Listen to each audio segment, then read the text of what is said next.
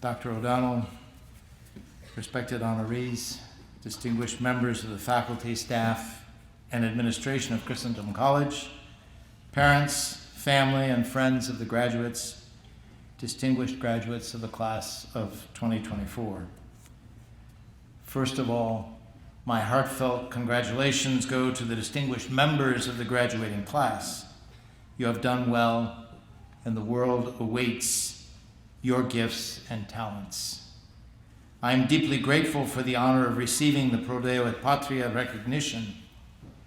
Curiously, that is the motto of the Chaplain Corps of the United States Army, but describes well a fundamental characteristic of a good Catholic. He or she always makes a good American.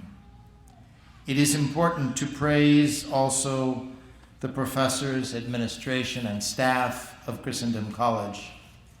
Your commitment day in and day out makes a day such as this one possible. Let me tell you a little story. In 1981, Peter Cropper, a famous British violinist, was invited to a special concert in Finland. And because it was a distinguished and an important event, the Royal Academy of Music lent him a priceless 285-year-old Stradivarius violin. It was made with 80 pieces of special wood, covered with 30 coats of varnish. Of course, it gave a unique sound. On the way up to the stage, the maestro tripped and fell and broke the Stradivarius into multiple pieces. He flew back to London in a state of shock. Of course, the violin was irreparable. You know, you can't go to Walmart and get another. Amazon doesn't deliver those sorts of things. But a craftsman by the name of Charles Beer spent hours and hours and hours repairing the violin, putting it back together, varnishing it. And when he was finished, it looked great. But violins aren't to look at, they're to play. And so it had to be tested. And so they gave it to Peter Cropper once again, and the sound was excellent, almost better. Dear graduates, today's world is sometimes a bit like the violin after Maestro Cropper fell. Every age has that possible interpretation. Look out and you see many problems, threats, war at every corner, campus demonstrations, loud voices shouting in the din of our cities, extreme suffering and poverty around the world. No one listens to anyone else. That is one way to read every age. When I stood in your caps and gowns, it was Vietnam.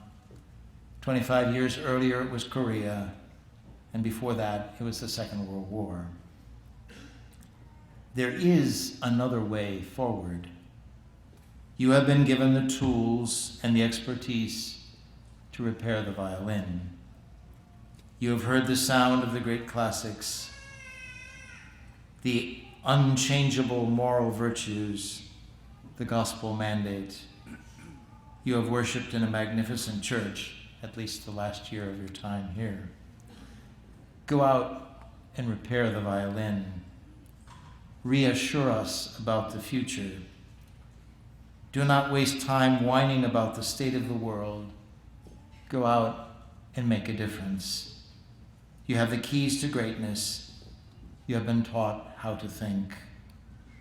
John Henry Newman helps us to discover the strength we have to defend our faith in the face of opposition. He wrote about St. Benedict and monasticism in the West. And I quote, St. Benedict found the world physical and social in ruins, and his mission was to restore it in the way not of science but of nature, not professing to do it by any set time or by any rare, specific, or any series of strokes, but quietly, patiently, gradually. Silent men were observed about the country or discovered in the forest, digging, clearing, and building.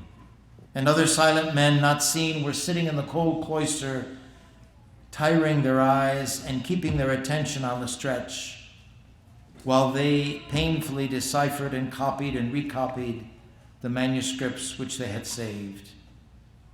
There was no one that contended or cried out or drew attention to what was going on, but by degrees, the woody swamp became a hermitage, a religious house, a farm, an abbey, a village, a seminary, a school of learning, and a city.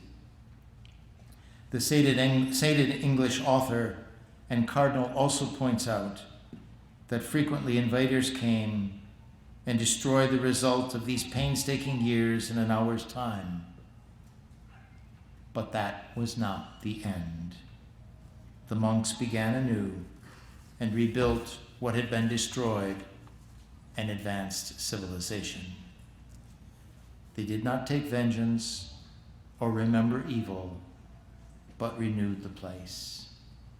The monks and the nuns were bright lights in an age of political chaos, cultural decay, unbridled violence, and the collapse of an empire. Dear graduates, you have been empowered to renew our world by putting it together, to restore the violin, and to play it for the enjoyment and edification of all. Go forward and make a difference. The world is waiting for you. Congratulations, and God bless you always.